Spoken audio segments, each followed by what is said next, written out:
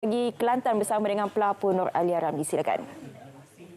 Baik, terima kasih studio. Cerita pagi dari Kelantan hari ini bersiaran dari Unit Kesedaran dan Penyelidikan Kanser Payudara Bestari USM Kubangkeran, di mana kami ingin berkongsikan berkenaan kesedaran risiko penyakit kanser payudara khususnya dalam golongan lelaki yang difahamkan masih lagi rendah berikutan stigma penyakit ini tidak menyerang golongan lelaki. Jadi untuk itu kita terus bersama pakar perunding patologi payudara dan endokrin Profesor Madya Dr. Wan Faizah Wan Abdul Rahman. Assalamualaikum Dr.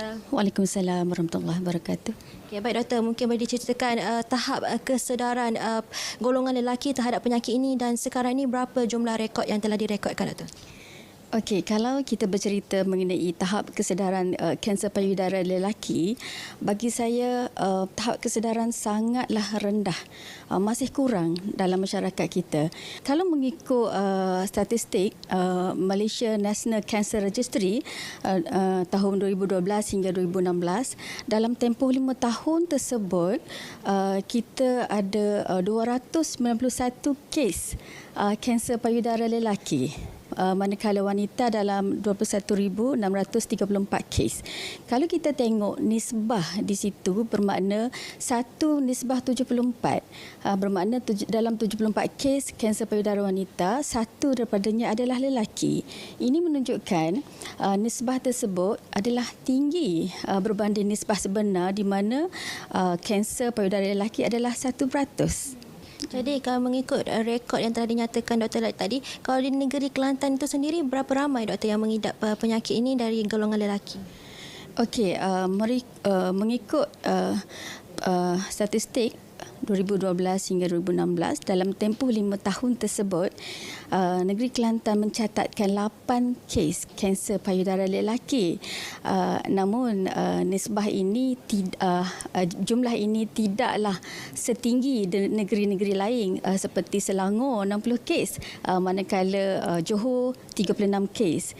Dari segi peratusan kembali pulih jika dikesan lebih awal tu, adakah berbeza di golongan wanita dan juga golongan lelaki Doktor? Bagi saya sama.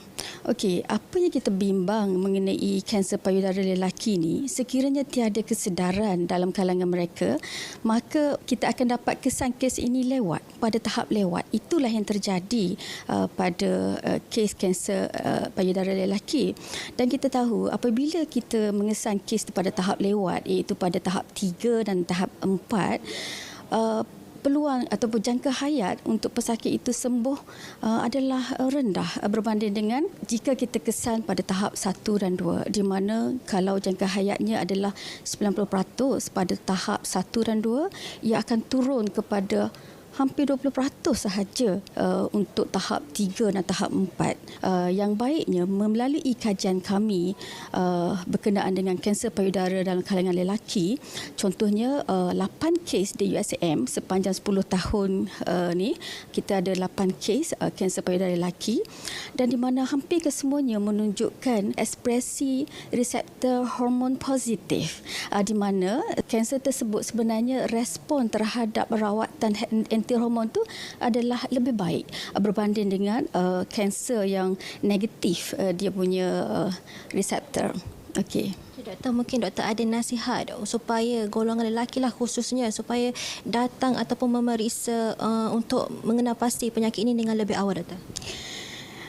Ya, itulah saya sangat menggalakkan semua golongan lelaki di sana agar peka terhadap perubahan yang berlaku pada payudara masing-masing. Contohnya ketulan. Sesiapa yang mempunyai ketulan, dia perlu dapatkan pemeriksaan yang lanjut.